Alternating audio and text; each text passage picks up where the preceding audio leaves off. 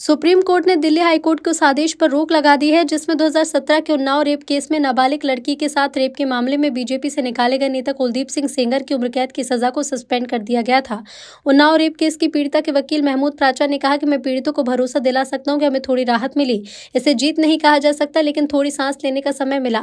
CBI ने बहुत सीमित मुद्दे पर स्टैंड लिया और सबसे मजबूत तर्कों को सामने नहीं रखा। सीबीआई ने बिल्कुल सलाह नहीं ली। पीड़ित के पक्ष में इतने सबूत है कि कोई भी कोर्ट उसके सपोर्ट में फैसला देगा। कोर्ट ने मुख्य बातों पर बात नहीं सुनी। सीबीआई ने केस के सिर्फ ऊपरी हिस्से पर बात की। पूरा मामला हमारे पास है। सीबीआई ने हमें इस केस में पार्टी नहीं बनाया। हम इस फैसले को पीड़ित की जीत नहीं मान सकते। बच्ची जो थी और इसका परिवार मुझसे ये रोज पूछ रहा था कि क्या अब हम अगले 5 मिनट जिंदा रहेंगे या नहीं रहेंगे। अब कम से कम मैं इन्हें ये बता सकता हूं कि आपके पास अभी बहुत छोटी सी रिलीफ मिली है। बिल्कुल हमें इसको विक्ट्री नहीं कहना चाहिए। मैं इसको विक्ट्री नहीं कह रहा हूं, ये विक्ट्री नहीं है। ये एक छोटा सा सांस लेने का मौका विक्टिम और उसको परिवार को मिला है। इसके अलावा इस फैसले को मैं कुछ भी नहीं देख सकता, क्योंकि जो सीबीआई ने जो स्टैंड लिया है, जो हमें डर था वही किया उन्होंने। बहुत लिमिटेड पॉइंट पे स्टैंड लिया है उन्होंने, और जो हमारे सबसे मजबूत ग्राउंड थे उनको रेज ही नहीं किया, जो जजमेंट में भी मौजूद हैं। और अगर सीबीआई के पास तो हमारी रिटर्न सबमिशन भी मौजूद थी ना, जो हमने हाईकोर्ट में फाइल की थी, ना उन्होंने हमसे कंसल्ट किया ताकि हम उनकी पिटीशन बेहतर बनाने की कोशिश करते, ना उन्होंने हमें पार्टी बनाया और कोशिश ये की कि हमें लास्ट मोमेंट तक उनकी जो एसएलपी फाइल है वो भी ना मिले। तब आज भी, लेकिन मैंने आपको पहले भी कहा है, इस बच्ची और इसके परिवार के खिलाफ इतने ज्यादा अत्याचार हुए हैं, इतने ज्यादा सबूत मौजूद हैं कि अगर इतनी सी भी बात की जाएगी ना, तो कोई भी जज, कोई भी अदालत इस बच्ची के ही पक्ष में फैसला देगी। और इसीलिए इस जजमेंट को हम क्रिटिसाइज कर रहे थे कि ये जो दिल्ली हाईकोर्ट की जजमेंट थी, वो इतनी महान दयालुता जो दिखाई थी इस कॉन्विक्ट को, कुलदीप सिंह सेंगर को, जिसको मैं बोलता हूँ एप्स्टीन गैंग के मेंबर हैं, वो इंडियन एप्स्टीन गैंग के मेंबर हैं। उनके साथ बहुत बड़ा गैंग भी है। और आज आप लोगों ने अंदर भी देख लिया होगा कि हम लोगों की संख्या इतनी सी थी उन लोगों की संख्या के आगे, और हमें दोनों तरफ से मुकाबला करना पड़ रहा था, इस तरफ से भी और उस तरफ से भी।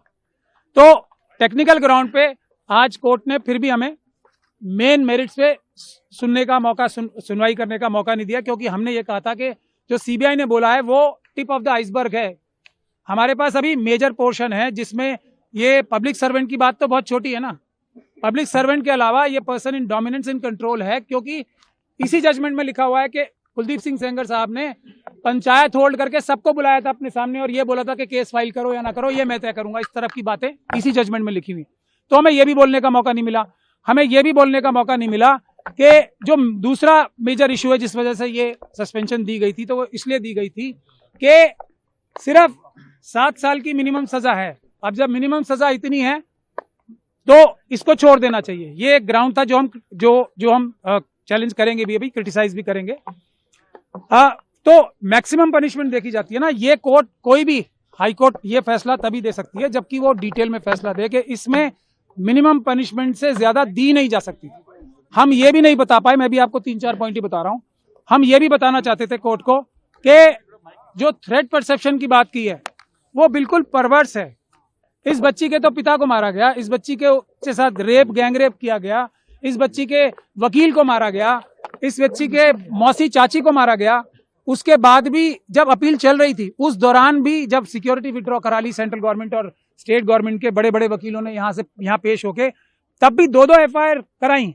तो हम ये भी बताना चाहते थे कि ट्रायल जो हाईकोर्ट थी, ऑनरेबल बेंच ऑफ हाईकोर्ट जो थी, उसने ये भी कंसिडर नहीं किया कि जैसे ही सिक्योरिटी विड्रॉ हुई हमले शुरू हो गए। तो हम ये भी बताना चाहते थे कि थ्रेट परसेप्शन ऐसी नहीं होती कि अंदाजा लगा के ये कह दिया जाए कि फ्यूचर में अटैक नहीं होगा, इसके ऊपर कोई हमला नहीं होगा, क्योंकि सीआरपीएफ है, इसलिए इसको कोई खतरा नहीं है। माँ को तो खतरा है। फैसले को कैसे देखते हैं?